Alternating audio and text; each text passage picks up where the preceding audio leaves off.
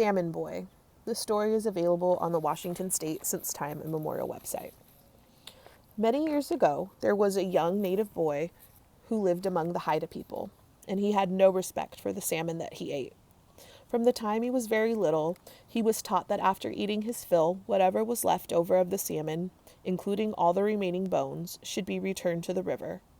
The salmon who swam upstream had offered their bodies for food, and by returning their bones to the water, the circle of giving and receiving would continue. The salmon meant life to the Haida people, and they showed their respect to the salmon through prayer and reverence, and by participating in this act of obedience so that the circle of life would not be broken.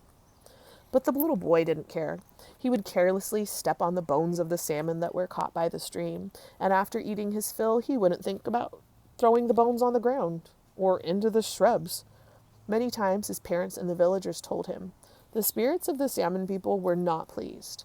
You must not break the circle of taking from the river and giving back a gift in return." But the young boy didn't listen, nor did he care, and this made the spirits of the salmon people very sad. One day, when his mother had prepared a hearty meal of salmon, the boy shoved it away in disgust. He just threw it on the ground, even though the meat was good. And then he went down to the river to go play with other children of the village. But as he stepped into the river, the current swept him off his feet. He felt the rapids pushing him deep into a hole. He couldn't swim, nor could he escape, and he sank all the way down to the bottom and drowned. As he sank to the bottom, the spirits of the salmon people, moved to his side. They had left their bodies for the animals and the people to eat, and their spirits were returning on their journey to the ocean. They weren't angry with the boy for how he had treated their bodies, but they moved to his side. They took him to the ocean so he could fully understand who they were and how to care and respect them. The spirit of the child went with the salmon people, for now he belonged to the salmon. When they reached their home in the ocean, the salmon appeared just like humans. Their village reminded the young boy of his own village. There were kids playing and laughing next to a stream that flowed right behind the village. The young boy began to learn many things from the salmon people, and this time he was ready to listen. When he was hungry, the salmon people told him, "Go to the stream, go catch one of their children." You see, the children were actually the salmon who were swimming in the stream. But he was also cautioned that once he finished his meal, he must return the bones and everything he did not eat to the river again. The salmon people told him if he obeyed, then one of their children would come back to life again. This time, the boy was respectful of the salmon he ate, and he always remembered to return the bones to the water, and each time a child came back to life again. One afternoon, the young boy heard a faint cry. He went to go investigate. He found a small child limping in pain because one of its feet was missing. And then he realized he hadn't thrown all the bones from his last meal back in the water. He had missed one fin, and that's why the child was limping. He quickly fell to the ground and began looking for the missing fin. It wasn't long before he found it. He got the fin and threw it back into the water. As he did this, the young child was healed.